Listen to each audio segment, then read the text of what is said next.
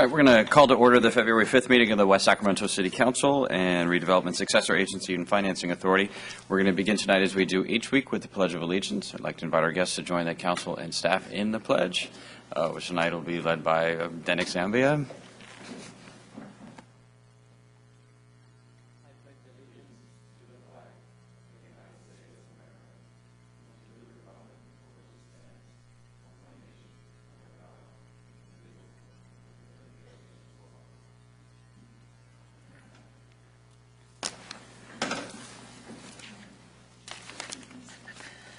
The council did meet in closed session this evening to confer with our legal counsel regarding two cases, Gilliam and others versus the City of West Sacramento, and Huey and others versus Camacho and Huey versus Drummond. No action was taken. So now we'll proceed to item 1A, which is presentations by the public on matters not on the agenda, but within the jurisdiction of the City Council. As is noted on our agenda, the Council is prohibited by state law from taking action or having a discussion about items brought up under 1A, but it is an important opportunity for a public forum.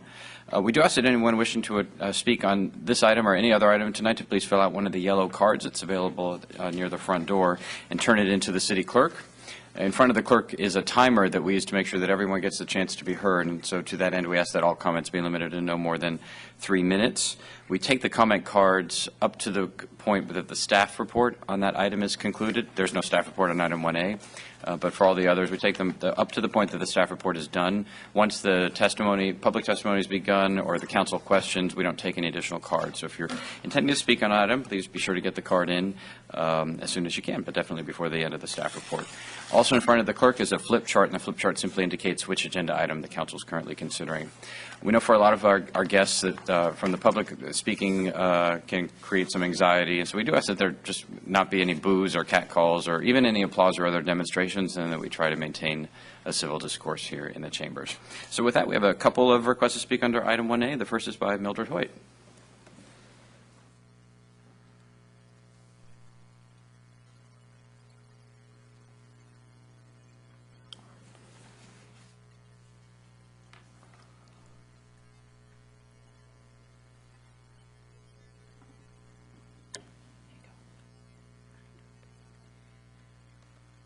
I just came back tonight to sort of rattle your cage and remind you that I'm still waiting for somebody to put the signs up. I was told by public, the people who are over the parking signs was going to put those signs back up. I haven't seen anything, and if you're waiting for because you don't have the money for a can of red paint to paint in front of the fire plug, which is not really required, but I'll buy you a can of paint if you'll get it on there so they'll quit parking there. I was taught that you do what you're supposed to do, and I'm tired of people infringing on my property and on what I'm entitled to in my neighborhood. The neighborhood's looking worse and worse. They park and park all day sometimes. We're now blessed with the appearance of shopping carts, which we've never had. And now I have shopping carts across the street. So whoever is in, if it isn't done, I know 2 weeks is real fast to ask anybody in the city, state, county, federal, whatever. It takes forever to get anything done. But I've been screaming about this for almost ever since I've been there. If somebody, which is 55 years, and you have gated communities and they take the gates, open the gates, leave it open, everybody parks where they want to park. There's loads of parking in those parking lots. And they tell some of them tell the one was telling them they could park on that side of the street. Those signs didn't mean anything. Well, they do, and some people that I know that were in the area before came by and asked me what had happened, that it looked terrible with all the cars.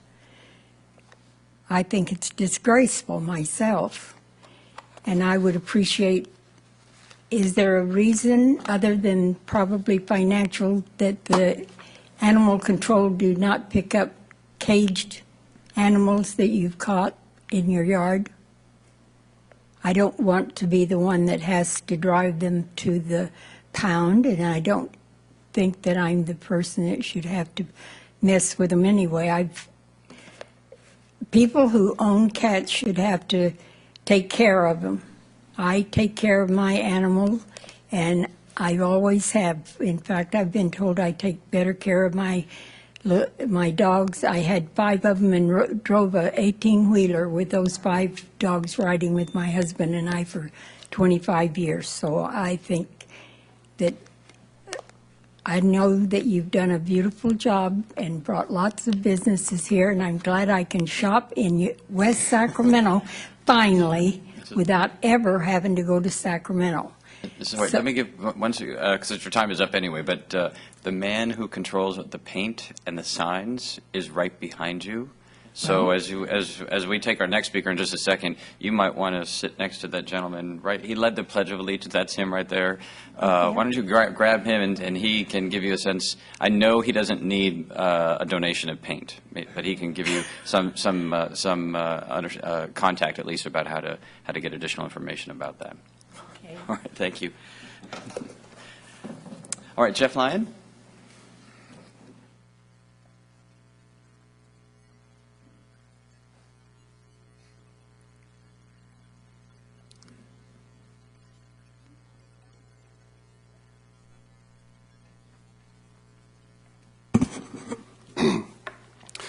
I am speaking tonight on behalf of the Washington Neighborhood Group. We submitted a homeless action plan to the mayor and city council last November, which includes strict enforcement of our laws prohibiting illegal camping in West Sacramento. The mayor has responded by stating our plan is, quote, illegal. It appears to us that the mayor is against enforcing the law against illegal camping. Here is a notice from the City of West Sacramento Police Department stating that it is illegal to camp in the city, subject to arrest. Please look at the screen. So who is right? The mayor, who says it is illegal to enforce the law, or the police department, which has the public duty to enforce the law?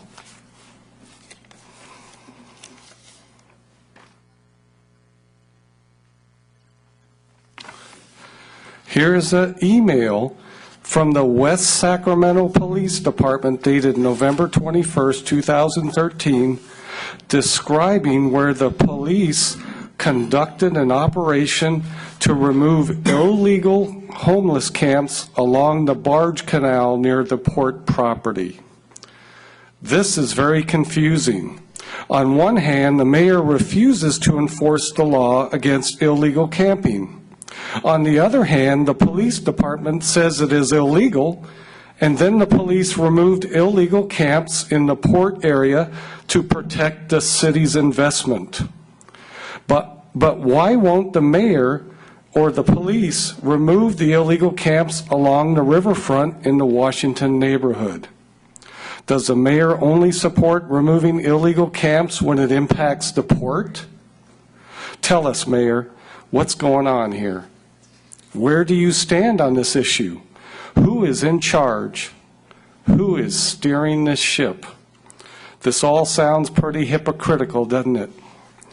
The message sent to the residents of West Sacramento by the mayor is heard loud and clear, far and wide, that he only wants to enforce the law against illegal camping in certain cases that only benefit the city's interest, and that the mayor could care less about enforcing the law and protecting public safety in the Washington neighborhood.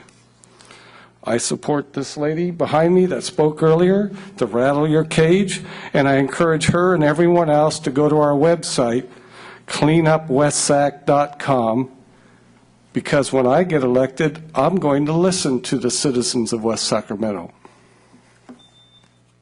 All right, and Bill Lowell?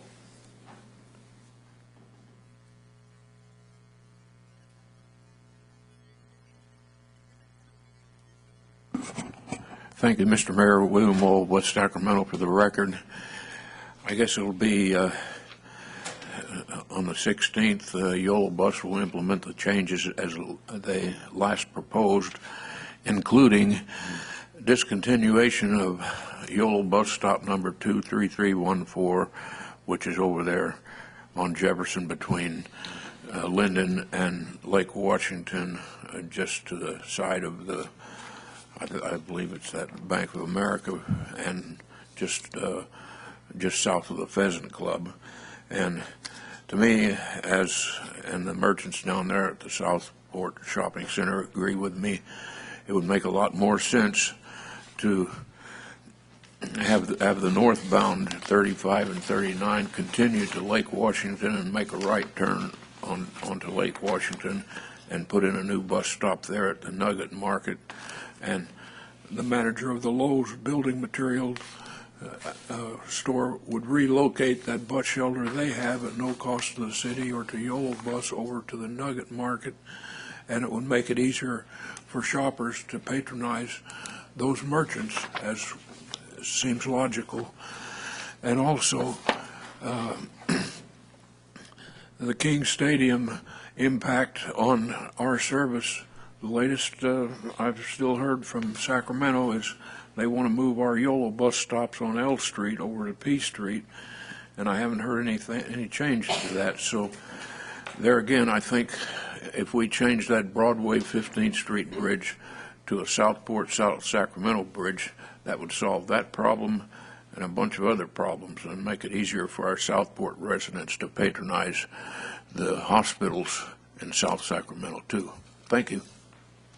Thank you, Mr. Lowe. All right, those are all the requests we have under item 1A, so we're going to proceed to item 1B, which is council communications. Are there any reports or other communications this evening? Mr. Ledesma. Thank you. When was it?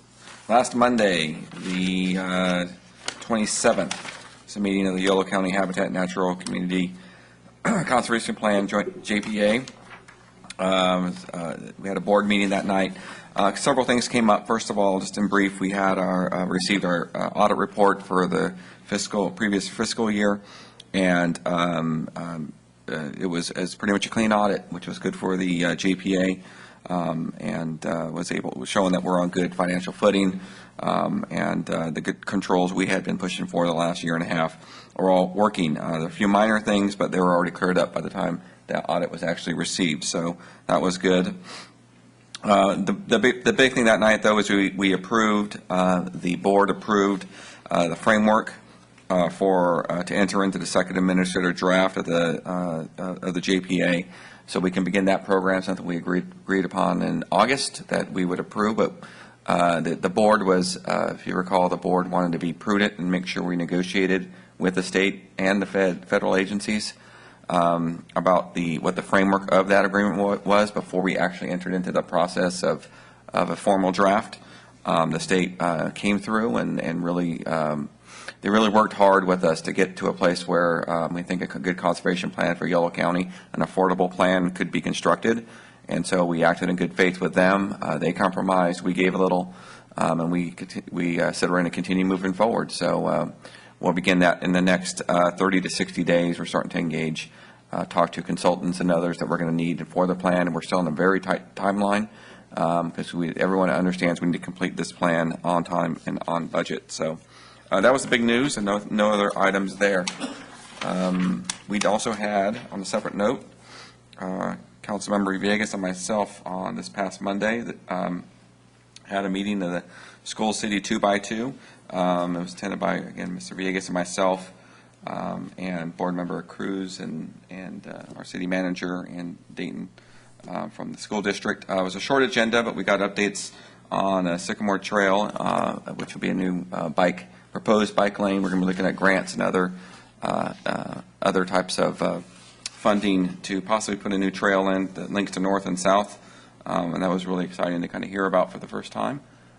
So again, it just would complete a connection to the northern part of the city to contemplating over the freeway, a new pedestrian bridge going over that.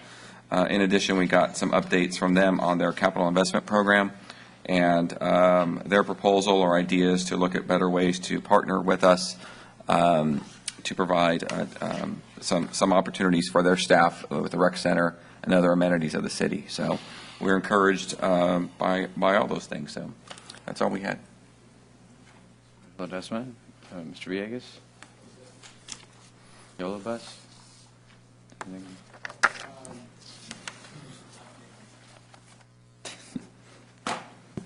So just a quick update, although we didn't meet, we continue to provide correspondence on behalf of the Yolo County Transportation District regarding the EIR for the new arena. And we had a productive meeting, I should say, in terms of articulating some of the concerns that we have with some of the routes that Mr. Lowell alluded to earlier this evening.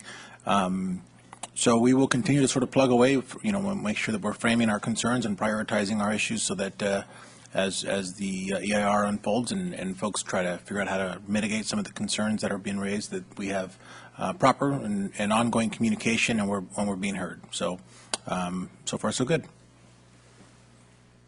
All right, I had a report from the trip I took to Washington, D.C. for the U.S. Conference of Mayors and also for some visits with federal policymakers around some key city priorities. That was 2 weeks ago in D.C. And I think you have a summary of the key meetings that both Mr. Lucan from our staff and myself did in D.C. They were exceptionally productive. It was one of the most productive D.C. trips I've ever been a part of in the time I've been at the city. That is just the result. I mean, that's the result of all the other ones before. The magic doesn't just happen in Washington, D.C.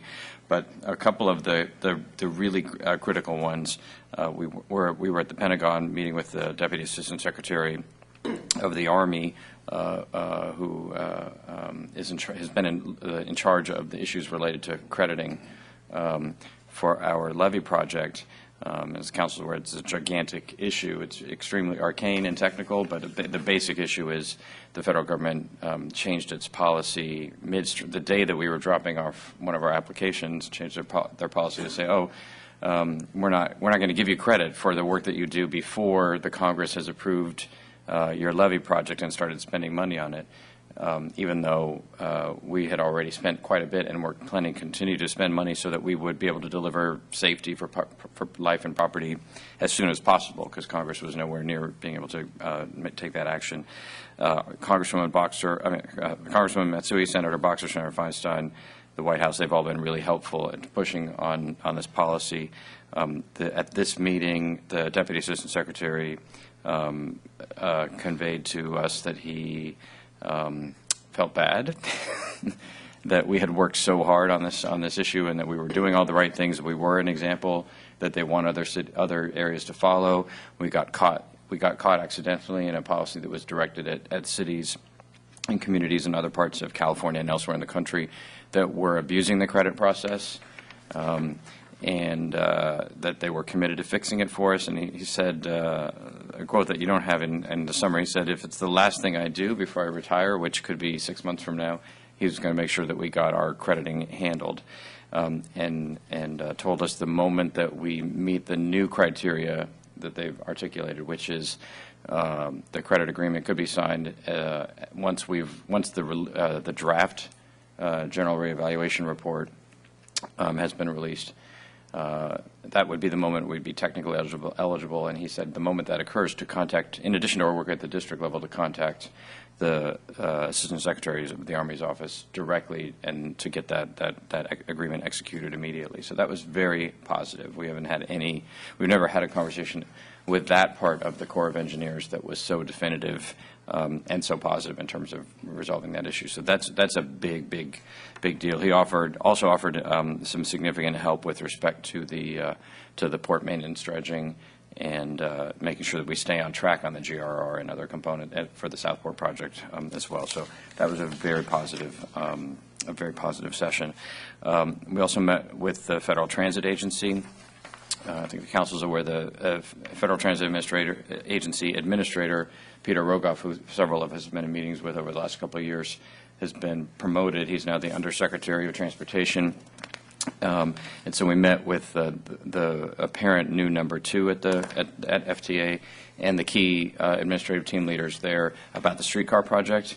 And the intention of this meeting was to go and describe to them what the progress that we're making, and also how we're responding to the issues that they've raised in the past around, governance, control, who's managing it, where does the line go, all the questions that we've been dealing with that they've raised each time, with the intention to essentially to get some comfort on their behalf for us submitting a request to enter project development for the federal Small Starts program in the summer or in the fall. That's the plan that the Streetcar Policy Committee has put forward, and the council has heard about before. We're on track for that. The FTA, the response from the FTA leadership was, you folks in Sacramento and West Sacramento, from what you've done, you're ready now. You don't need to wait till the fall or the summer. The moment you feel comfortable, you should submit your application for project development right now. Just like the Corps, that was the first time we'd ever gotten anything other than, well, you got a nice project, but there's these following 27 problems that you want to address. They weren't problems of ours, but they were, every time we would go there, it was, the Cincinnati streetcar project just fell apart, so now we're anxious about the Fort Worth streetcar project just fell apart. So they've always been anxious. We've dealt with every one of those issues in our project, and so they now have a very high comfort level around the progress that we're making. In a follow-up session earlier today, FTA told Regional Transit the same thing, and also that they expect that when we enter project development, we will officially designate RT as the operator of the streetcar line, which I think has been our intention. We don't have experience operating a rail line, and neither does YOLO Bus, so that was always our intention. But to me, what was encouraging is that they're thinking operationally about how this is going to work, as opposed to should it happen. So that was a very, very good both meeting with them at that point, both at the highest levels of FTA and the actual folks that will be reviewing our project development request, and then the follow-up meeting that occurred earlier today. We met with Senator Boxer's staff and briefed about the crediting issue again. As the council is aware, the Senate version of the Water Resources Development Act includes a version of our language around crediting. It's not everything that we would want, but it is a placeholder. So that's in the conference committee right now. And the staff director for the Environment and Public Works Committee, that Senator Boxer chairs, was optimistic that the final agreement between the House and the Senate would include language that we would like on the crediting piece. So that, in tandem with what the Corps told us, that's sort of solving the same problem twice, but in D.C. that's half as many times as you need, so it was positive. We met with Congresswoman Matsui's chief of staff and her legislative folks around some of these key priorities, and also around our proposal to the Economic Development Administration around the YOLO Rail project, the levee and rail relocation project that we're working on, and they're committed to be helpful on that project.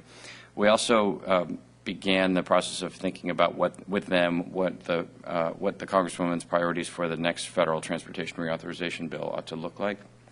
And at least her chief of staff was very interested in the Broadway Bridge as a potential, top request to be made in that process. They were very encouraged and enthusiastic about the recent allocation of funds from SACOG and the joint commitment by the two cities to move forward with the project. And so it seemed like the kind of project that she thought would do well in the Congress if they get to a point where they either, whether they're earmarking or doing the sort of sideways earmarks that they have been doing in the last reauthorization. So that was also a productive session, and had a bunch of other meetings as well, but those were some of the key highlights. I then had the opportunity to spend 6 hours at the White House with the Secretary of Transportation and Housing and the President and the Vice President around some of these similar issues, and mostly, the big national infrastructure stuff, but not with the President, but with the Secretary of Transportation again on the streetcar piece.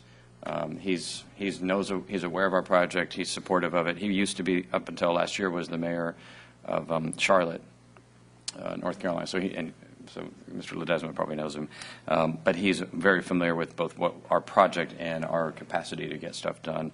That's helpful for us, and also the director of the Housing and Urban Development Department on some of our other priorities. So all in all, it was an extremely productive visit. Mike Lucan did a terrific job, as did Holland and Knight, who's our representatives in Washington, D.C. Mr. Mayor, I just wanted to say, the work that you guys have been doing, we've all been doing, but I know some of the visits that you've made recently have really paid off. The crediting piece is a huge thing that I think has to go underscored 1,000 times, because we promised this community who was willing to tax themselves for levy improvements that we would, if we could contribute our fair share, the lion's share of it would be picked up by state and federal government traditionally, but knowing full well that there was some risk in that. And so there's a huge return on our investment locally, and this community stepped up. And frankly, that has put us in a position to leverage those dollars. But that crediting piece, to get that credit for our work, is a huge deal that then exponentially grows our local contribution. So that sounds like it's been very productive. Yeah, I think a little bit to toot our own horn. We've had a really strong advocacy program in D.C. across all those partners. We've had incredible support from both Congresswoman Matsui, Congressman Thompson before that, and both Senator Boxer and Senator Feinstein, who just by divine intervention happened to be the chair of the committee that oversees the core and the levy program, and then that Senator Boxer and then Senator Feinstein chairs the committee that oversees the money for the core. And so it's been incredibly helpful at that level to have that support. And then the White House has been very willing to intervene on our behalf too, all of which is extraordinary for a town of our size, to have that level of federal support, and to have this, the Secretary of the Army's office say, yes, I'm very aware of West Sacramento. I know what you guys are doing. You guys are great. I want to help you, and I'm not going to retire till I do. But the other dimension of that is that the reputation on delivery and on the way that we do our business that has been done by our team here, by West Sacramento Flood Control Agency and Mr. Kristoff for years and years and years, has established that we're a good partner, a safe partner. We deliver. We don't ask for more than we need. We don't ask for more than we can make happen, and we don't ask until we've exhausted all other options. And so it was really built on the foundation of the strong work that occurs in the implementation of the flood protection and flood management program here in the city. You could definitely see there's a lot of respect for that work, and Mr. Kristoff's been a key in that. Paying off. Well, the Corps has said they owe us. I know. Who'd have thought? And we intend to collect. I mean, They wouldn't return our calls 10 years ago. yeah, I know. Saying. They owe us. Yep. That was huge. All right, then, once these appointments to boards and commissions we have done tonight, we do expect to have appointments to the Agricultural and Natural Resources Commission and to the Board of Appeals. We have a new vacancy on the Board of Appeals, which the city clerk is advertising at our next meeting. All right, we're going to then move to item 2, which is a presentation from Sacramento Regional County Sanitation District on the proposed 3-year rate plan. Good evening, Mayor Cabaldan and members of the council. As you know, since 2007, Regional San has been under contract with us to treat the sewer before it can be discharged into the river. Recently, the state has increased the treatment requirements for the sewer before it could be discharged. Tonight, Regional San is with us to make a short presentation. And I was asked to introduce the next speaker because mainly I was the only one who can say his name correctly. So with that, I would like to request Mr. Prabhakar Somavarapu from Regional San. He's the district engineer there, to make a short presentation. Was that correct? Did you get it right? He did really well. All right, welcome. And I'm sure Oscar does well, too, having been on the board for so long. Good evening, Mayor Cabaldan and council members. As Dinix introduced me, I'm the district engineer for the Sacramento Regional County Sanitation District. Probably have a 5 or 6 minute presentation and be available for questions from you. Just we'll quickly go over the, what is Regional San? Most of you probably are aware. And why did the state increase the permit requirements, and what does it mean to us in terms of the rate projections we're looking at? And what's the process we're going to go through in terms of adopting these rate increases and some of the timelines associated with it? So the Regional San's been in existence since mid-70s, and it opened its gates or the valves for the community to bring their sewage in 1982. Prior to 1982, this region was served by 22 different treatment plants, discharging in different water bodies and some onto to the ground. Because of the environmental effects and also the lot of grant money that we received from the EPA, we were able to regionalize and start this regional facility. I don't know how many of you made the trip to the regional plant, but I invite you to come visit. It's a pretty good operation. So this is a service area that we serve. We go all the way east to the Folsom, north to the airport, south to Cortland, Walnut Grove, and recently west into West Sacramento. And our treatment plant is where the dot is, down in Elk Grove. Regional sand is the wholesaler of sorts. We only convey wastewater and treat it, and we have 4 collection agencies that bring the sewage to us, and City of West Sacramento being one of the 4. And City of Folsom, City of Sacramento, and the Sacramento Area Sewer District, which serves the larger unincorporated areas, and the cities, some of the cities is actually the larger one. This is the aerial map of the plant site. Again, it's down in Elk Grove, west of Franklin Boulevard, north of Laguna Boulevard, about 3,500 acres. The main process area is around 900 acres, and it's a 24/7 operation. We have staff there around the clock operating it. And after we treat it, we discharge the wastewater about 2 miles west into the Sacramento River, just south of the Freeport Bridge. That's where the discharge location is. It's at the bottom of the river. You won't see it. Even the drought conditions, it's fully submerged. So the reason for the rate adjustments, the prime reason is that we have, first of all, the wastewater is a very highly regulated business, and we receive permits every 5 years.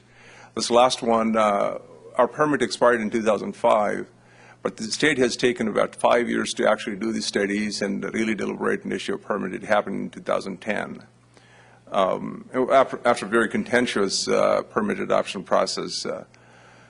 It was a very restrictive permit. It required us to remove ammonia from our wastewater, which we don't do currently, as well as it requires us to filter the wastewater before we discharge into the river.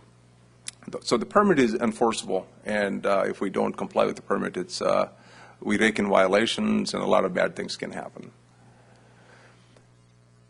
As I was saying, it requires us to do 2 things. Total costs, we're projecting between $1.5 to $2.1 billion.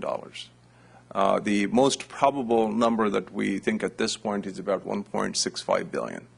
We're in a very early stage of the planning process. The designs are underway, hence the tenuousness in terms of the numbers. As we get closer to on the designs and things, we will have a better handle in terms of the cost estimates. There are 2 components. The ammonia removal, first of all, the original permit required us to get both the ammonia removal as well as the filtration done by the end of 2020. And we appealed to the state board, and we lost the appeal. After a year and a half of deliberation at the state board, we lost the appeal. And then we litigated. Part of the litigation is still going on right now. Early last year, we settled a part of it. So we agreed to remove the ammonia completely. And in exchange for it, we received a few things. First, we got an extension of 2 years for doing the filtration. It helps us because this is a large project, and having, even though we have 10 years may sound a lot of time, but to plan the project and construct, it does take every bit of the 10 years, and we wanted a little bit of an extension. We got that. The other thing is, it gave us a couple of concessions that allowed us to choose inexpensive treatment processes. So those were the things that we got as part of that permit settlement. Those settlements amounted to hundreds of millions of dollars worth of savings. Otherwise, things would have been even worse. And then the filtration disinfection we have to complete by 2023. So as with any big project, we have put a name to it, Echo Water Project. The idea behind the name is bring the water to a cleaner state and bring it back for use, and hence the ECHO, it's bringing it back. And as soon as we got the permit, we launched pilot studies. One might ask, why are you studying, even though wastewater technology has been in existence, have been used in other places, in many places, why can't you just pick one?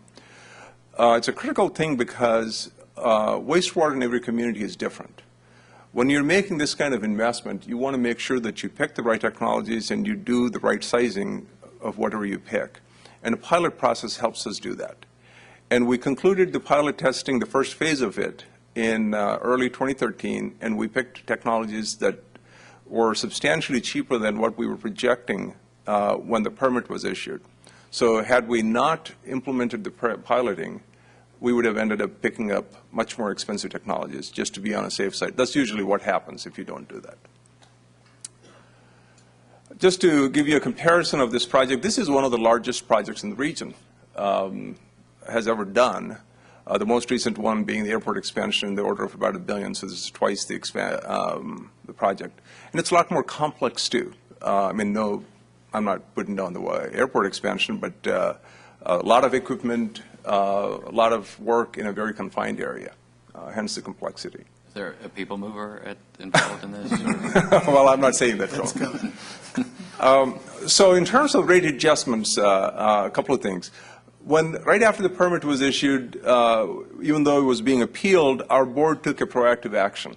We were projecting back in 2010, late 2010, early 2011, our rates would be, at the time, the regional SAN was charging $20. This is for conveyance and treatment.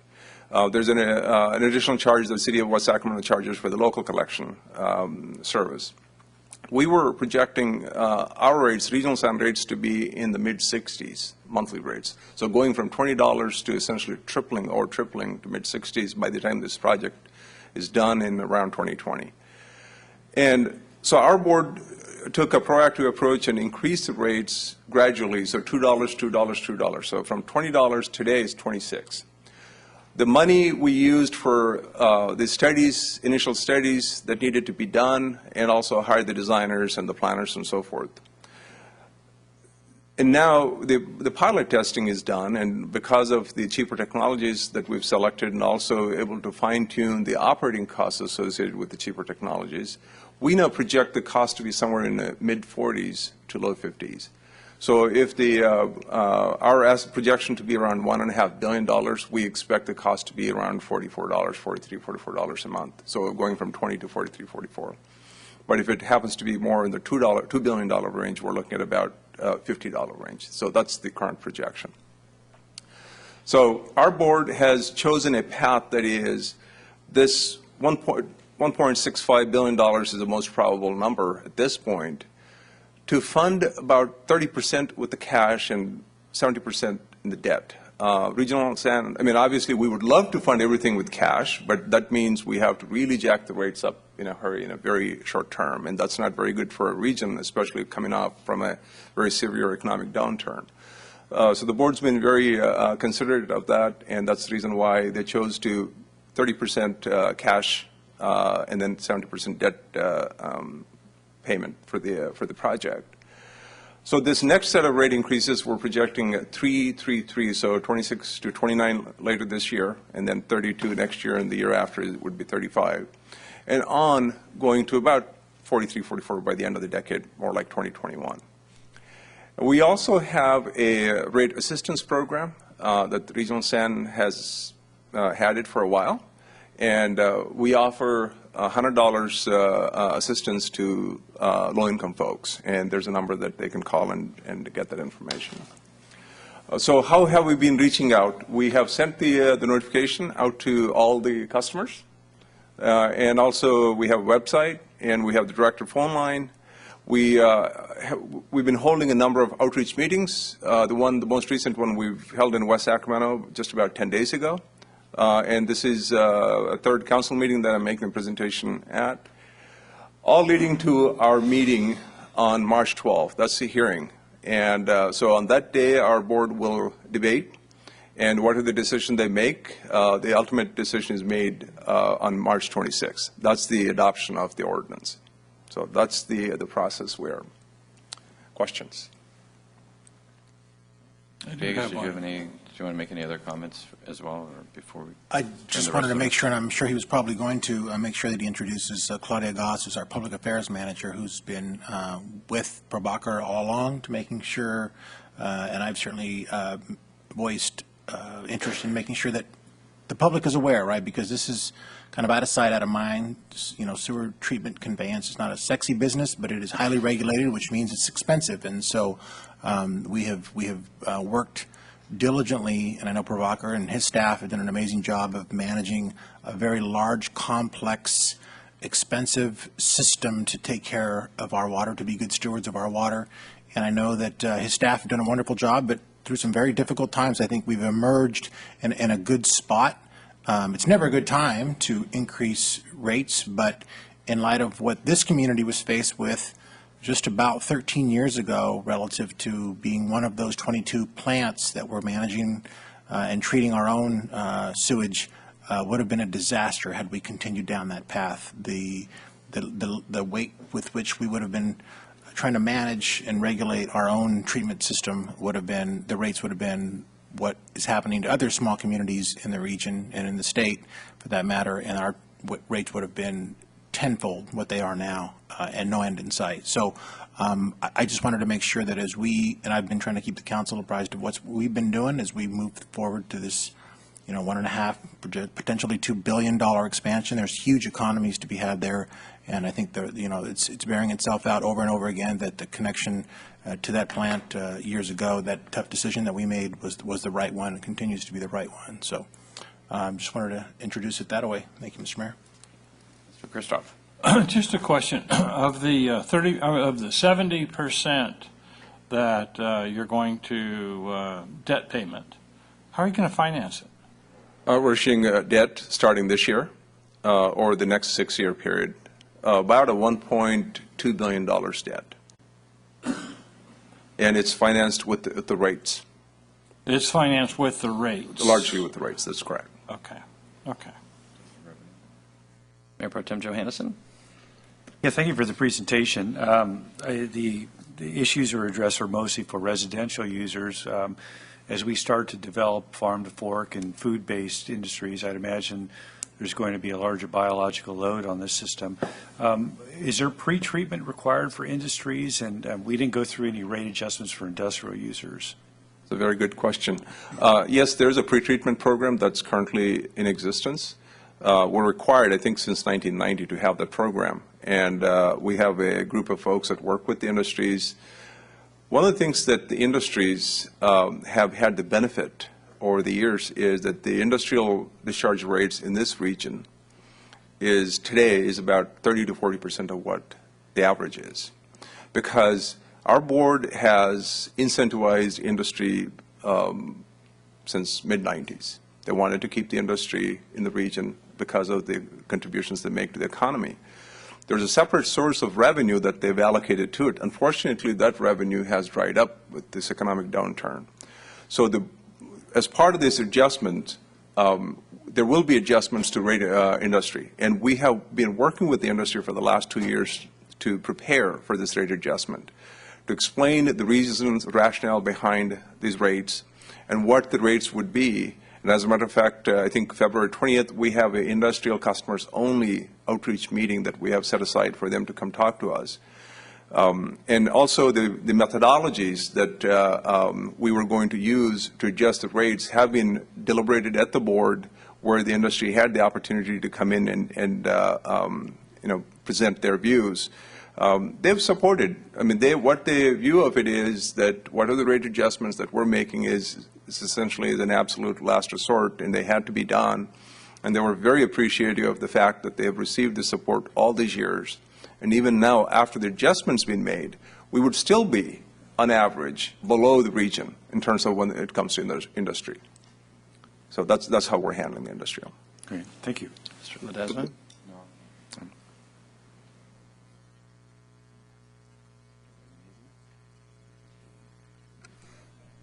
I just close with this if I could. and I know I keep harping at this because we have huge debates here about 25-cent increases and 50-cent increases, and this is going to be difficult for some folks to digest.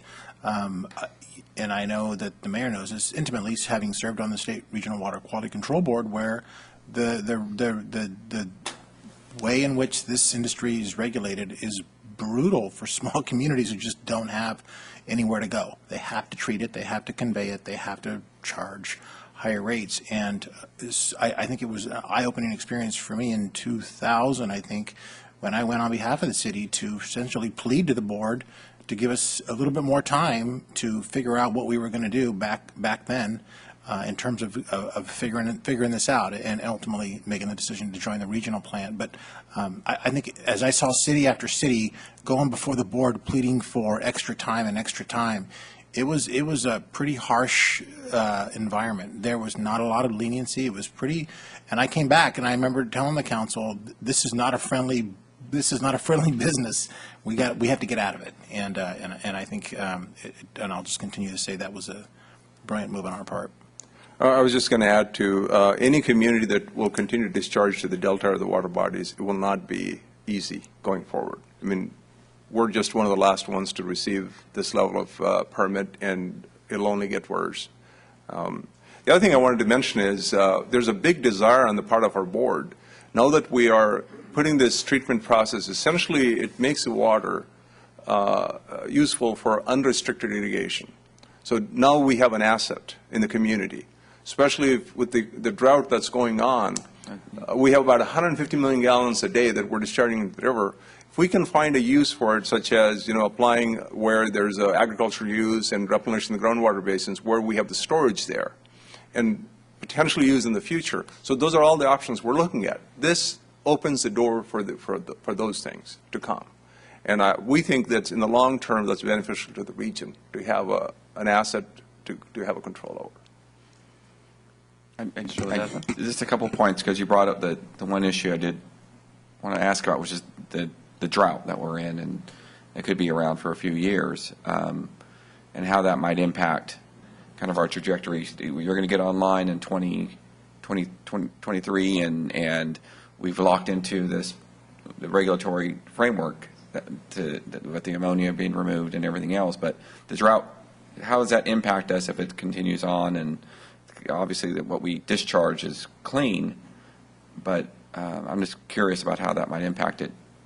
So actually, the good way to think about it is wastewater is a drought-proof water supply. And as long as people flush the toilets and use the water will be there and it's available, unlike what's in the streams and so forth.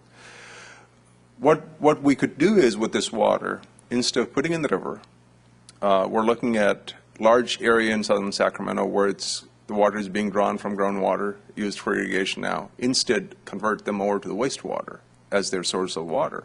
What that does is it brings the groundwater up, and so that's a groundwater that's available for the region to use. Now, in terms of it also helps from a regulatory perspective because you're not discharging into the river. Usually the regulations are written based on the fact that when you're discharging it, how much dilution that you have there. Which was kind of what I was thinking in terms of what the drought's impact might be. So the dilution, so if you're under severe drought, your permits are going to get even more stringent. Because right now, where we discharge, we're about 1% to 2% of the flow in the river. And yet we have a fairly tight permit. So if we think, in the future, because of the river flows and whether it's global warming or the severe droughts, whatever the reason may be, when we're discharging, if our flows happen to be at a higher percentage, then the restrictions will go up. And it helps us to have different avenues, alternatives to manage that water, one of which is not to discharge the river and use it for the irrigation and the likes of it. Right.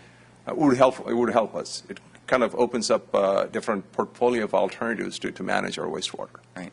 If I may, too, I just want to say thank you for coming out, and I understand clearly where the issues are on this. Mr. Villegas has been diligent about reporting back to us the deliberations on this, and you coming out is greatly appreciated. I think one of the things, it's eyes wide open for me, and I understand the paradigm we're in, the rate increases that may come.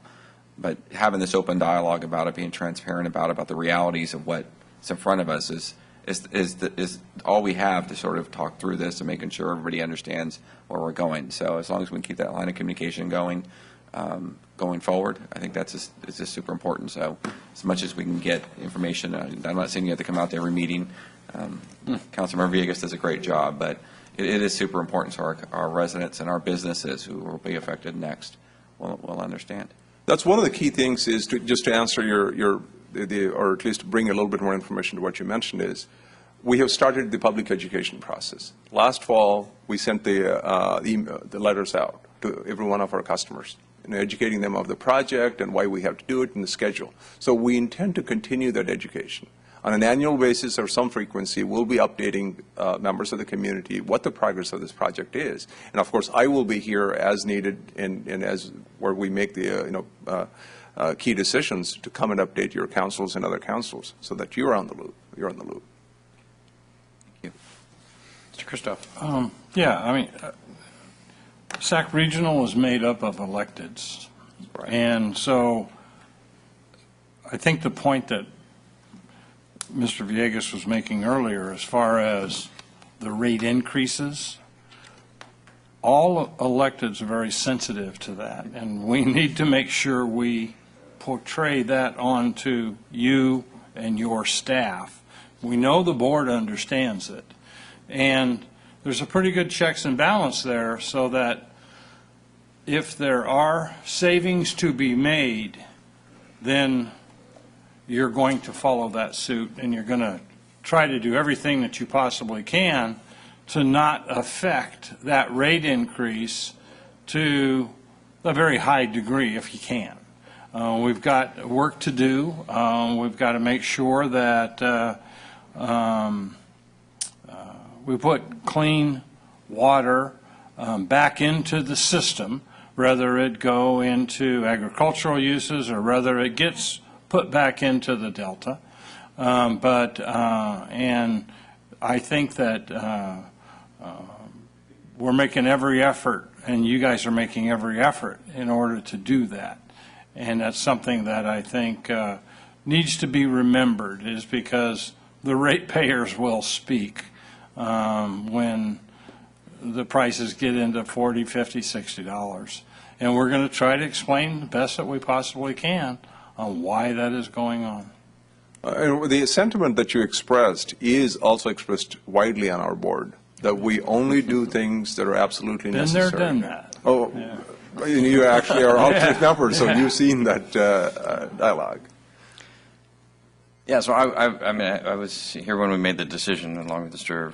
Villegas and Mr. Christoph, on joining regional sanitation, and I was on the Regional Water Quality Control Board during the 2005 permit that took till 2010 to complete. And everything that Mr. Villegas said is entirely accurate. This is a losing game for everybody. I mean, the Congress, in its wisdom, has insisted on very high standards for wastewater treatment, which we benefit from because we pull our water out of the river as well. We don't want to be polluters. We don't want others to pollute upstream of us. But Congress has done that and then had no source of funding to accomplish that. And all of the laws and regulations are incredibly inflexible. They don't take economics into account. But there's nothing you can do about that. Though I sort of see this issue as we have saved our local ratepayers, residential and industrial, 12 years of these same rates. Because when we had to look at this issue when our permit was up in 2000, I think, and we were doing an assessment, we would have to completely replace our sewer treatment plant in order to meet the permit requirements at that time. This was 13 years ago. This is before any requirements about ammonia even existed, and we weren't even being proposed for tertiary treatment. So a fair, at the time, a very aggressive regulatory regime, but not today. But at the time it was. And it would have required us to, I think, triple our rates in order to do that. And so we would have been paying exactly the rates you're talking about tonight that we're going to, $45 or $50 would have been the rate package that we would have been paying from 2000 until now. So in some sense, if we're not at that full rate till for another couple of years, at least we got that respite from this process. And that's a lot of money when you think about the amount of savings over all of those years that residents and businesses have saved as a result of that. But I think more to the point is, even had we done that, our next permit, the permit we would be going through right just now, would have upped all those standards again. And so we would have had to completely retrofit or potentially rebuild our entire sewer treatment plant all over again. And so that same, $500 million or $1 billion cost of estimate that we were facing in 2000, we would be facing it all over again while we were still paying off the debt on the one from 2000. And so it would mean making our rates go to $100 or $150. And that may sound crazy, but it doesn't if you go across the Causeway to Davis and look at the tripling of rates that they are anticipating as a result of both their water and their wastewater plants. And there are people are not happy about it. And there are people are not happy about it. But the decision to join regional sanitation was the right one, fundamentally because there's so much scientific and regulatory uncertainty that it's impossible, it's too much risk for a small jurisdiction like ours to bear. I mean, we've got a great team of water and wastewater folks in the Public Works Department. If you said to them today, 10 years ago, you got to take ammonia out, we didn't know how to do that. I mean, we have to spend a lot of money responding to every regulatory change that's constantly happening, to respond to every technological advance that happens, most of which are good about how to treat the water better. Others are just how to test the water different. And so it was impossible for us to solve, and the benefits have been very, very clear to the community about both much lower rates than we would have had otherwise and much higher levels of certainty and evenness of those rates. So we didn't have to have a one-year tripling of our wastewater rates. So what you're saying is sobering, but at least to me, it's not a surprise. This is exactly the same position we were in over a decade ago. And at least now we're in we have a larger risk pool with the rest of the region to deal with this over a longer period of time at a cheaper rate than we would have faced ourselves. And so kudos to the board and to Mr. Villegas and colleagues for doing what they have done to lessen the impact. They're exactly right. The impact is still severe. This is the speech I gave every month at the Regional Water Board. That amount of money is still a huge amount of money for so many of our residents, but the EPA doesn't care, the federal government doesn't care, and we have to press on anyway and achieve the most cheap, cost-effective solution for the residents and our businesses, and it seems like that's the direction that it's heading. So thanks for coming, and let's get this done and try to minimize the impact, as has been said. Just as a last comment, I know Director Villegas, along with 4 other board members, they have spent 2 years working with the staff in redesigning the rates and fees and making sure every point's heard. We have one of the most elaborate rate adjustment process that we went through. As a matter of fact, there's a presentation at the Utility Management Conference in how we developed the rates, and we were able to actually lower the fees. Instead of tripling and quadrupling, we were looking at essentially crippling any development opportunity that the region may have. So we're out of that hole, and we're doing well. But we need to be, like you said, we need to be ever vigilant, making sure that we only do the right things and not squander. So, all right. Thank you. Appreciate that. All right, with that, we're going to proceed to the consent agenda, which is items 3 through 6. I would like to take item 4 off the consent agenda so that we can consider it after item 7, since they deal with similar issues, and item 7 becomes more moot if we've already voted on 4. So if we can move 4 altogether from consent, are there other items for questions or comment or other? I would simply note on the minutes on item 6, just because this is a standard terminology that gets used on the minutes, the report on the unmet transit needs funding hearings notes that the finding has been made that there are no unmet needs that are not easily met, and I think I just probably was speaking quickly. There are no unmet needs that are feasible to meet.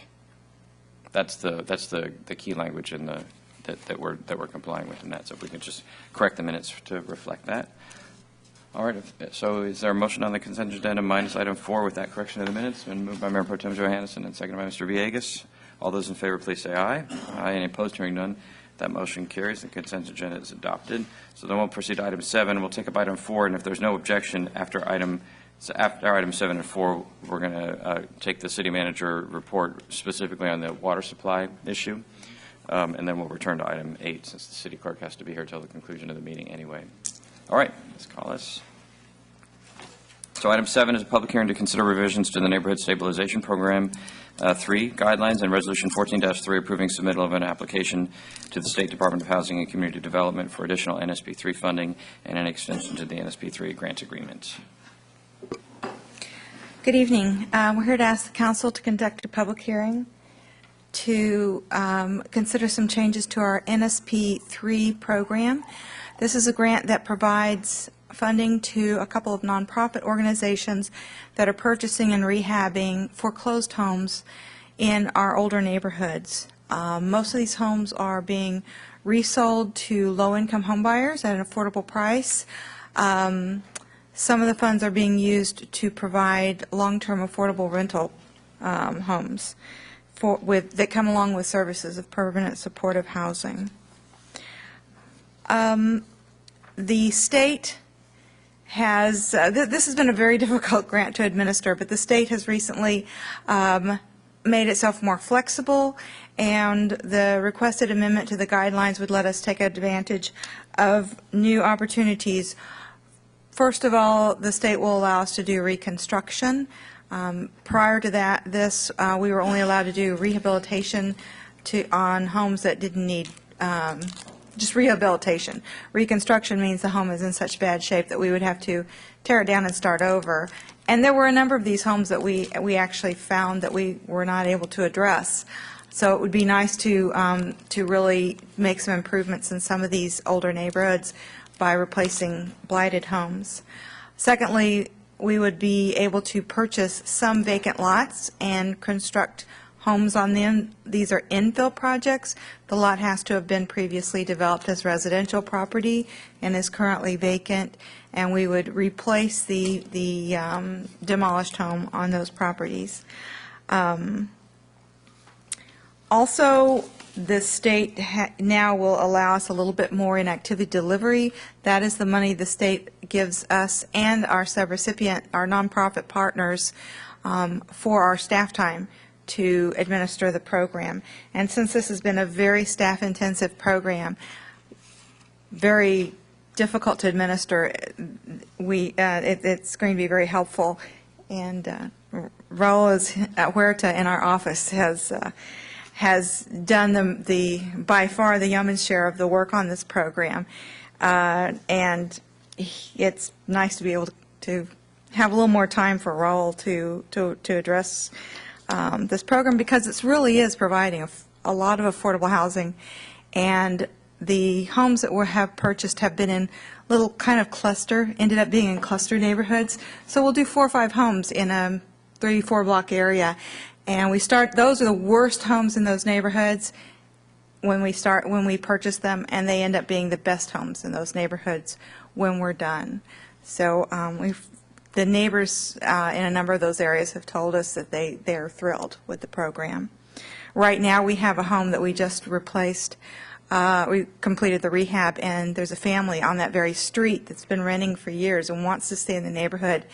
And we listed the home, and we got an offer from that family that day. So hopefully that'll work out, and this family will be able to buy their first home right there in their neighborhood. Also, we have Resolution 14-3, which would request additional funding for this program from the state if it becomes available. The state has indicated that funds may become available soon. And if we adopt the resolution, that would put us in a position to accept that money as soon as the state is ready to release it. Did you have any questions? So the additional funding is to do exactly the same thing, but within our own community. We're not being asked to be a fiscal agent for work that these 2 subcontractors are going to be doing in other places. Are we? No, absolutely not. No, the target area is the very last. Actually, we're expanding our target area, the very last page of the staff report. It's just the older neighborhoods of West Sacramento. Okay. Okay, then we'll open the public hearing on item 7. I have no request, but since it is a public hearing, I would like to invite anyone who wishes to address the council to do so at this time. All right, then we'll close the public hearing and see if there are any further questions or discussion. Item 7. Want to take them separate? Vote on it separately, yeah, but I think 7 made more sense to Right, take first. right. Is that a motion? Yes. I'll move the recommended action. You've made motions before. I All right, so it's been moved by Mr. Ledesma and seconded by Mayor Pro Tem Johannesson. All those in favor, please say aye. Aye. Aye. Any opposed? Hearing none, motion carries. And then item 4, which is the consideration of amendments to the NSP 3 subrecipient agreements with Neighborhood Works Sacramento and Friends of the Mission. Is there a motion on that item? move the item. Moved by Mr. Christoph and seconded by Mayor Pro Tem Johannesson. All those in favor, please say aye. Aye. Any opposed? Hearing none, that motion carries. So then we'll proceed to the city manager report for the sole purpose of taking up the water supply. Thank you, Mayor and members of the council. On January 15th, staff provided you an overview of our water conservation, our voluntary water conservation efforts in the city. At that session, it was asked that we come back and provide an overview of our water supply, our water rights, kind of a legal analysis of that. We're going to do that tonight. And then at next council meeting on February 19th, we'll provide the council with an overview on the State Water Bond Act and the proposals that are pending in the legislature. But tonight we have Dennis Ambia, our Public Works Director, and our water consultant Gwen Moore-Tolley will be able to make a quick presentation. We provided a memo under Agenda Item 9B, a summary of our water supply contracts. And without further ado, I'd like to introduce Dennis. So like we explained in the memo, the city is in a very good position with respect to the contracts and the rights because of the 3 levels of overlapping contracts that we have. You may look at it like 3 levels of 3 layers of contracts, the top one being the appropriative rights, that is from the State Water Resource Control Board, which gives us about 18,350 acre-feet per year. That's contractually we can get that. Just to give you a perspective of what does that mean, during the month of January, we used about 955 acre-feet. So this contract allows us 18,350 acre-feet per year. However, having said that, there is this thing called Term 91. They can limit our usage using the Term 91 during certain months of the year. Historically, they have been curtailing our limits during the month of June, July, August, and September. During June and July, they would partially limit it, and then August and September, they would completely curtail our use on that. However, this year, we anticipate they'll curtail our use even in the month of March. So what happens is when we are curtailed from that right, we dip into the next level of contract, which is the CVP water contract that we have with the Bureau of Reclamation. What that contract says is we have up to 23,600 acre-feet, but that 23,600 includes the 18,350 that I already talked about, so it's a combined contract. Again, this contract also could limit us on how much we can use during a drought condition such as this. So they may tell us, okay, you can use only 80% of your beneficial use, or 60%, they can reduce the usage for that. When that happens, we have a third provision, which is the third layer, which is the North Delta Water Agency contract. So fortunately, we happen to be in that North Delta Water region. There is no limit on the amount of water we can draw from this. However, the water that we can get from this contract can be used only in certain parts of the city, geographically. Basically, the portion that is to the south of the UP Railroad, that's what is eligible for this contract. We have established that the water demands for the portion that's north of this limit is about 10%. So the 10% is what we have a question on, meaning in a worst case scenario, if the appropriative rights is brought down to 0, and if the CVP rights is reduced, then we can, for the 90% of the demand, we can rely on the North Delta water. However, for the 10% demand, we will be still relying on CVP. That's the risk that we'll be taking. And the risk, considering all that, it is a minimal risk. However, we are looking into some options, how to, in the worst case scenario, how to deal with that. We are looking into drilling a new well near the water treatment plant that would provide us at least 10% of the need in case that worst case scenario happens. And we are trying to find if there is any grant opportunities, and we are looking into that. We estimate that will take about $600,000. So we are looking into some grant opportunities for that. So contractually, the city is in a very good situation, and we have our water consultant here, Gwenmore Tully, and he's the attorney who helps us with these contracts. So if you have any questions, he'll be able to help us with the answers. While we are doing well in the contract side, we are also trying to do the best with respect to the water conservation. We have taken some efforts. We are already under a 20% voluntary conservation mode. We are meeting with the top 10 water users in the city, the businesses like the NorCal Beverage and all that. So we are meeting with them to see how we can conserve water without limiting their production, without impacting their production. So we are not expecting their production to go down, but they can also conserve water by not watering their lawn or doing some of the other things that, or maybe changing some of the processes that they are going through. So we are doing that, and we are doing some other activities, like we put some things in the city eye lights, and we are going to do an insert in the utility bill along the March bill. So we are doing those kind of things, and we are doing additional door tags. When we hear of a complaint about water wasting, we go there. If there's evidence of water wastage, we put a door tag on that. We have increased that activity. We have met with them who are repeatedly getting the door tags and talk to them and advise them how they can reduce the water supply. With that, if you have any questions on the contacts, I have our consultant here, or if you have any other questions, I can answer. I have a question. Mr. Christoph. We had a few wells in the northern part of the city when we incorporated. Where are those wells? So currently They're still there are only 2 wells. That is at the intersection of Lake Washington and Jefferson, in that neighborhood. Right.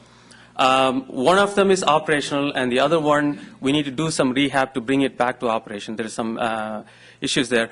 But the water quality is not good enough to supply that to the residences or businesses. There is some odor issues and some taste issues, so we cannot use that for the residential use. However, we are looking into the option of using that for down the road. We are trying to see if we can use that for parks and recs, to water the lawns and stuff like that.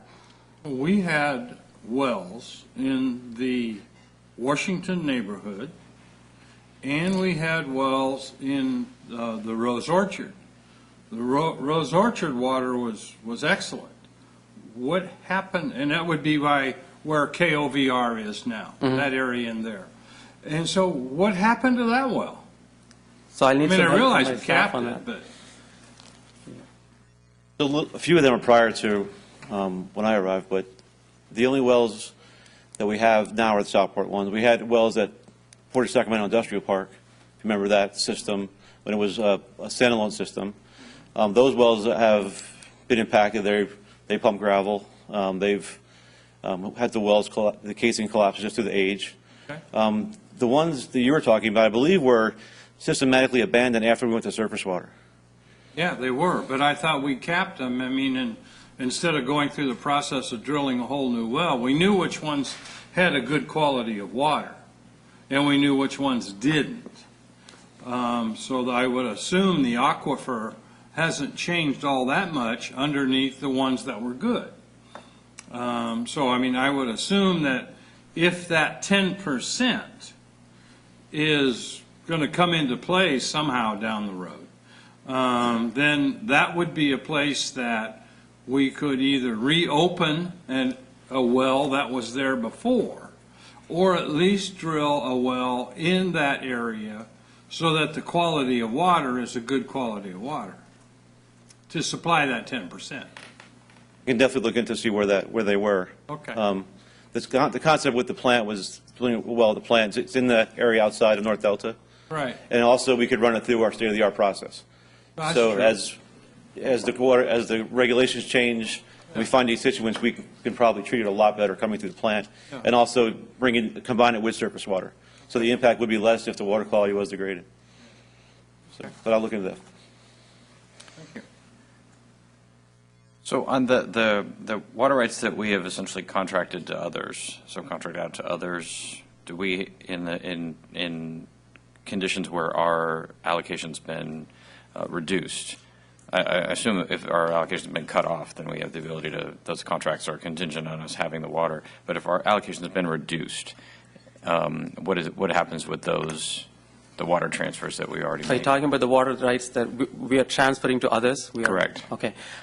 So the way it has been working in the past was under the CVP contract, we have to pay for a minimum amount, which is about 9,180 acre feet. Whether we use it or not, we have to pay for that. But historically, and that number goes up every year by 90 acre feet. We've been using only, under that contract, we've been using only 5,200 acre feet. And therefore, the difference, we were able to transfer to others to recoup some of the costs for the city. But if our contract is cut from 9180 to down to below 5,200 or whatever number, then we will not be able to transfer that. So I may, can you help us on that question? Good evening. I'm Gwen Mortelli Hi, Gwen. with Tully & Young Water Planning. On that specific question, the issue becomes reclamation, the United States Bureau of Reclamation has to approve any potential in-watershed transfer we would propose. And under certain conditions, they generally will not approve of those. We've actually contested whether that's the correct thing or not, but nevertheless, we anticipate this year that they do not allow the transfers to move because of the critical conditions on the federal projects. And just to get a little finer point on that, reclamation, we anticipate within the next few weeks will come out with a health and safety minimum standard for reclamation Central Valley Project water. That is a very low standard where they're essentially saying you need to have public health and safety indoor uses only. The city of West Sacramento is in a much better position than our American River friends who rely on that supply essentially as their sole source of supply. So I think the city's in a much better position. Mayor Pro Tem Johansson? Yeah, I think, just on the issue of the efficacy of their publishing the volunteer reductions, I think I'd like to see if, the message is getting across to folks, because it is a volunteer program, and we are advertising in certain areas, but maybe some feedback at some point on maybe an opinion on how well this message is getting out. Questions or comments? Well, Mr. Ledesma? go on. No, thank you. Yeah, just thanks for the update on this. This was one of those papers I've been sort of wondering and waiting for a while, and understanding where our water comes from. I mean, you inherently know, but getting the contracts. So thank you for bringing this to our attention and answering these issues and what would happen if there were a reduction.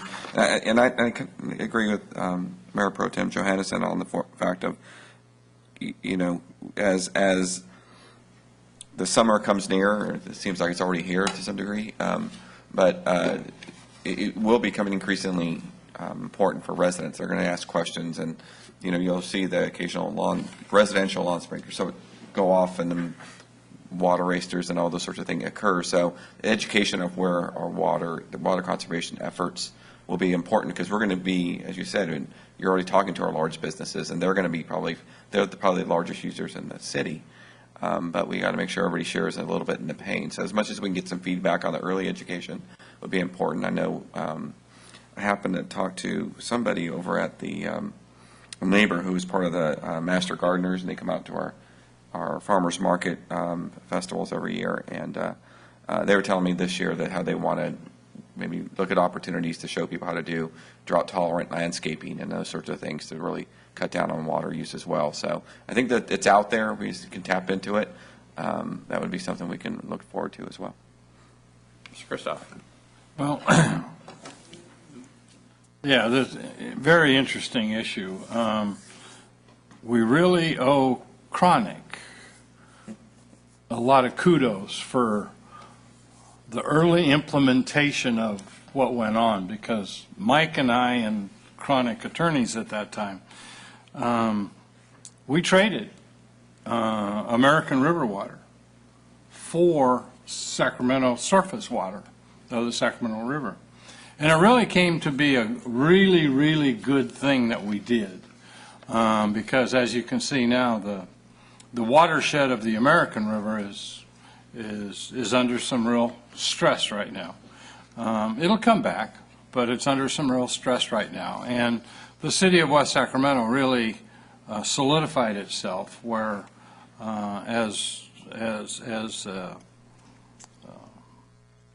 somebody or an entity that has quite a bit of water, and we should be able to really survive some of the things that are coming up. So, but Chronic really sort of deserves a pat on the back, because they were real instrumental in supplying water with for our community. Comments? Yeah, I think it's I know some folks have a hard time dealing with this issue just because they feel like they can't talk about our water rights without undermining our conservation message, and we have to, and we can insist on our water rights without undermining our message around conservation and appropriate use of water. And our business community, in addition to hearing the message, the key messages around conservation, need to hear the messages around the risks that they face or don't face with respect to their own water supply. So I thought the memo was helpful. I would actually like to see a chart of something, because even the memo is hard to construct in your head, because the two of the three levels that you described are intertwined with one another.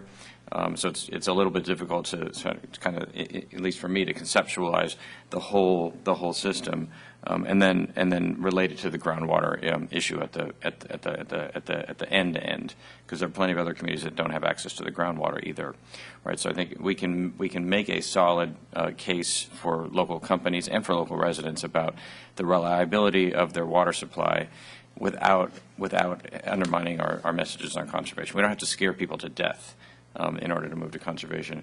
And then similar, I like the tagging that is happening.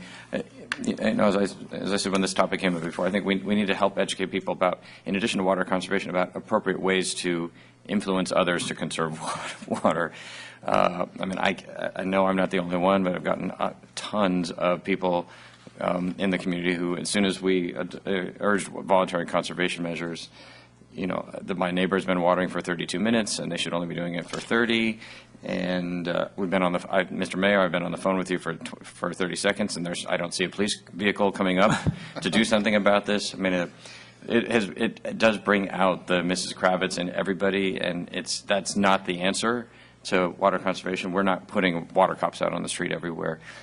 So I think as we think about the messaging, that messaging, in addition to being the stark message around the consequences and all of that, subtly conveying whether we're helping other people make videos, or going and speaking to Rotary clubs or to others, in addition to thinking about the end line message, stop using so much water, don't waste water, helping people to discover how to influence their neighbors and community to do that more effectively. That's not just, okay, I'm calling the cops on you, because the cops aren't coming, and so the water will still get wasted, and everybody's going to be angry with one another. So as we're rolling out these programs, just be sensitive to the psychology that we're creating in terms of the water, the water tattletaling, that seems to be the first response for a lot of folks on how to deal with the issue. So. All right, but appreciate the report. Thank you. Good to see you, Gwen. All right, so we're going to return then to item 8, which is consideration of first reading of ordinance 14-2, amending chapter 2.18 of the municipal code regarding late campaign contribution reporting. Madam Clerk. Hey, good evening, Mr. Mayor, members of the council.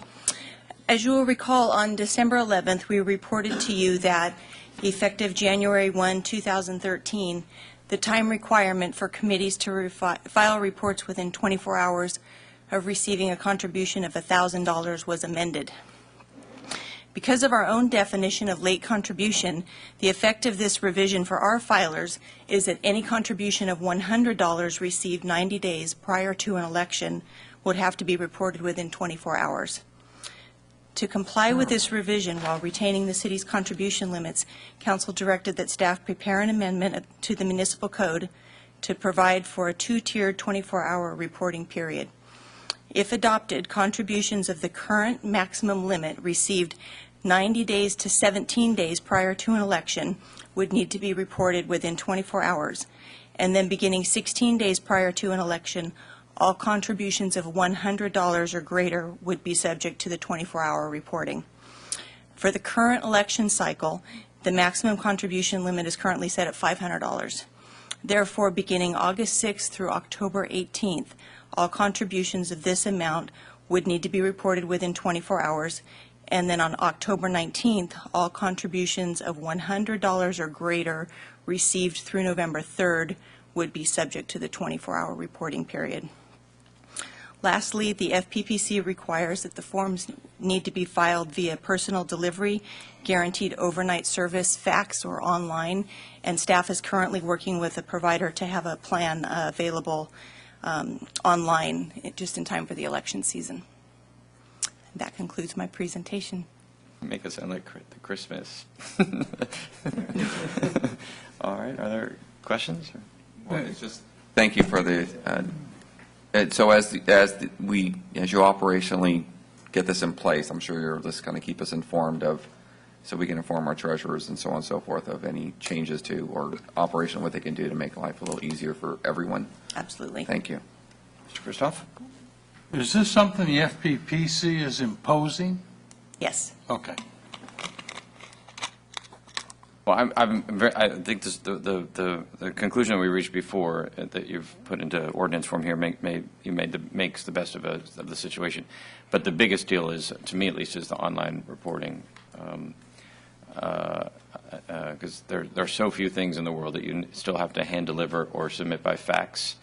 And so that's one, if you're a big campaign and you have a paid treasurer that can do all of that, it's not that big of a hassle. But if you're just a regular citizen, running, fighting City Hall for the first time or whatever, those sorts of barriers make it very hard. You're almost certainly going to break some rule at some point. And so, trying to make this process as frictionless as possible, as easy as possible, so that folks who want to run for office cleanly can spend their energy telling people about their ideas and their experience, and not have to worry. Okay, I just got to check at 4:35 in the afternoon, and I've got to find a way to get over to City Hall in person in the next 20 minutes because tomorrow I'm going to be out of town on a school field trip with my daughter. I mean that's real life. This kind of rules get written for Barbara Boxer and Dianne Feinstein, but when you're talking about our kind of local elections, it's people with regular lives, and they don't have the ability to do these kind of things. So I think making it easy with a simple online reporting system will make it a lot less intrusive and make it a lot simpler for candidates to be able to run for office. So appreciate it. Yes. All right. Did you just move it? Is that what you said? Because So moved. okay, Mr. Ledesma moves and Mayor Pro Tem Johannesson seconds the item. So all those in favor, please say aye. Aye. Any opposed? Hearing none. That motion carries. And then we'll return for second reading at a future meeting. Or Yes, we'll have it back at the next meeting. okay, council calendar, Ms. Richardson. Yes, Mr. Mayor, I just wanted to point out a couple things that are on the calendar. There is going to be an oversight board on the 13th. It's going to be a very short meeting, just one item, but at some point there was some talk about canceling it, but it does have to, we are going to go forward with that. Not on the calendar is on February 28th at 10 o'clock. We're going to have the grand opening ceremony for the Jerome Berry Park. And then I believe we have a State of the City date now for May 21st. So we'll put those items in your newsletter on your calendar so you have them, but just wanted to bring those to your attention.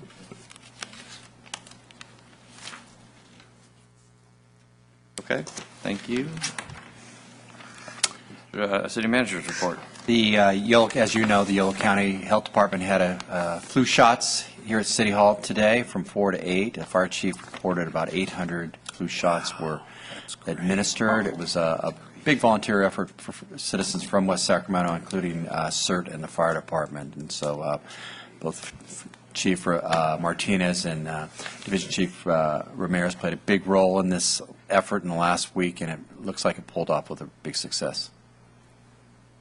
That's a huge success. I know, speaking for the council, please convey our appreciation to the departments, the staff, and to the partners that made that happen. I mean, Lots of we all volunteers. came into the meeting and were blown away by the number of people, and that, I mean, it shows how much that's needed, but also how effective the outreach was and the connections to the community, that people knew that it was available, that they felt this was a safe place to get it, and so it was a very successful effort.